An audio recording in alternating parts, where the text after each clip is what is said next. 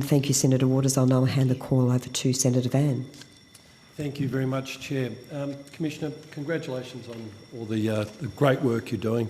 Your opening statement was very comprehensive, and certainly the scale of work and the crimes that you're preventing and disrupting are to be noted. I've got a few questions out of your opening statement around seizures of drugs, etc., which I noted there were some eye-watering numbers in your statement. But what trends are we seeing in the international drug landscape, and what does this mean for Australia?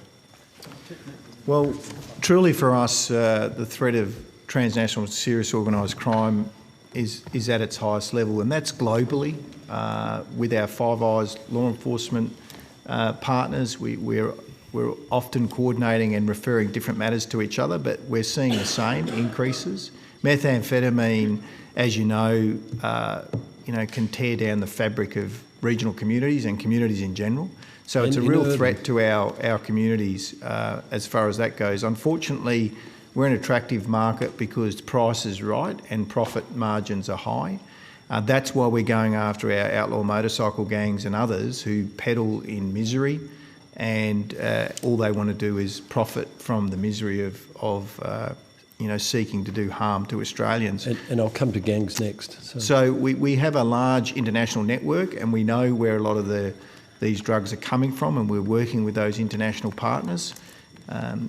And we continue to work with the Home Affairs team, the whole portfolio, on innovation and different ways we can dismantle these syndicates. They are truly global now. In the old days, you would have an Australian syndicate who was just interested in Australia. Now they've become global. So Australian criminals are not just targeting Australia, they're targeting other markets as well. So more than ever, we need to partner up with the community, all the different law enforcement agencies and different governments across the globe, and work in partnership to do what we can to dismantle and disrupt these syndicates. Thank you. And where are these drugs coming from? What countries? Well, a lot of our cocaine obviously comes from South America, and methamphetamine now is also, and Mexico, and now methamphetamine is also coming from Mexico. We've also seen Southeast Asia and Asia in general with methamphetamine, and then MDMA and others come from Europe. It's often where it's manufactured and where they're actually producing it is, and heroin is also coming from that region in Asia and even the Middle East. So it continues to be a real challenge for us, but we've been able to deliver what I would say a bit of an offshore punch on organised crime, and we're going to go after them even further. And some of our capability around seizing assets offshore has improved. We've got greater agreements with different countries now to go after assets offshore, which is they often move their assets offshore.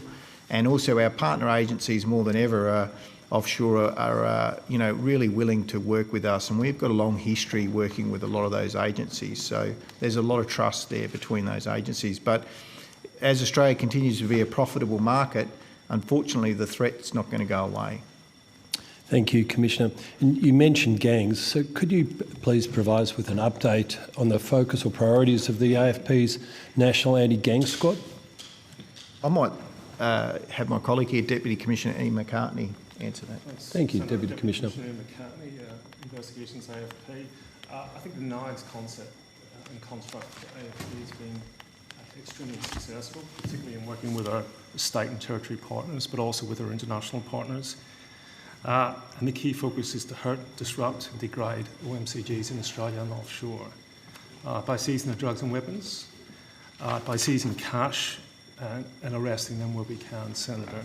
So since 2013, there's been over 1,300 arrests working with our domestic partners, and there's been over 11 million in cash that's been seized, again, working with our domestic partners and working with them very well. Obviously, a key focus is not just domestically, and as the Commissioner has noted, the work that AFP undertakes offshore through its international network. And there's been a key focus in Southeast Asia in terms of targeting OMCGs that impact on the Australian community. Thank you. And how many arrests have there been under or made by the National Anti-Gang Squad?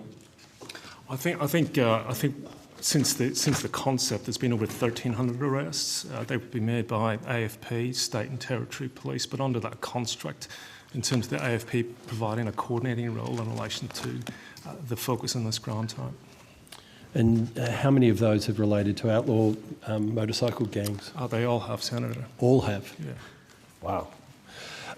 So across the country, has the number of motorcycle gang members grown in recent years? It has. I think it's fair to say the challenge and the threat is constant in terms of the work that we do in this space, Senator. So the quicker you lock them up, the faster they're growing, or vice versa? They're a highly resilient organised crime group, which requires a coordinated focus in terms of the work that we do in this space. And Senator, what you may find interesting is how they're structured. They have a full logistical arm, they have an administration arm, they have a vehicle supply units. They're actually structured around a proper organisation, but it's all for criminal activity and criminal proceeds. So we're seeing those structures come forward globally, so they have a global capability. But we know that and we're coming after them, and you'll see some more in this space over the next 12 months. And what sort of activities? Is it just around the drugs component, or are they involved in other activities? Fraud. We've even had child abuse matters, online child abuse, extortion, a whole range, kidnap, robbery, theft, breaking into people's houses. The list just goes on and on. Incredible. Keep up the good work there. Can I now take you to some of your work around the dark web? Assuming it's the same, Deputy Commissioner? Great, thank you. What types of crimes are being facilitated on the dark web that you're seeing? So, sadly, every kind of crime that you can think of is being committed on the dark web. So, recently we were able to show a certain committee real time that we could get on the web and order a fake vaccine, for example, straight away for about $200. So it is a criminal marketplace. It's also a way of communicating using encryption and obviously being able to be anonymous and unidentifiable. So there's lots of activity that happens, drugs, child abuse, again the list goes on, terrorism. Most of them are living in that marketplace. There is not anyone, in my view, that is on the dark web for a lawful reason except police. Incredible. So what is the growth or scale of use of such technologies for criminal purposes? How big is it? Yeah, it's growing because encryption, I've said this before, is like a shield, and then anonymity is part of their sword, is that the fact that they're able to operate anonymously using encryption and other methods to stay and evade law enforcement. So you actually don't even know where syndicates are based, individuals are based and so on. And you've seen some arrests recently, even the Australian that was arrested in Germany. That was some great work from some detectives that had some pretty lucky breaks, but otherwise, technically, very difficult to track down people on the dark web. And that takes me to my next question. What challenges do the dark web and anonymising technologies pose to traditional investigative powers? You spoke before, Senator, about OMCGs as a crime group. In terms of the crime groups that we investigate, we estimate close to 95% of their communications is encrypted. So the challenge for us is operating in the dark, understanding those crime groups and the criminality that's involved in those crime groups. And obviously for us, there's an important piece of legislation that's before Parliament at the minute, the Surveillance Legislation Amendment, Identify and Disrupt Bill. That's incredibly important. We would argue a game changer in terms of our fight against organised crime on the dark web, our fight against pedophilia and child protection on the dark web. In terms of the threat that the Commissioner has noted, the threat is real. And the powers that are before Parliament at the minute through that legislation will provide the investigators and AFP and our partner agencies with the tools to undertake this work. And I've got some further questions. I've got some further questions about that, which I'll come back to in my next block. Okay. If you just let me finish. Yeah, sure. No worries. Thanks very much, Senator Van.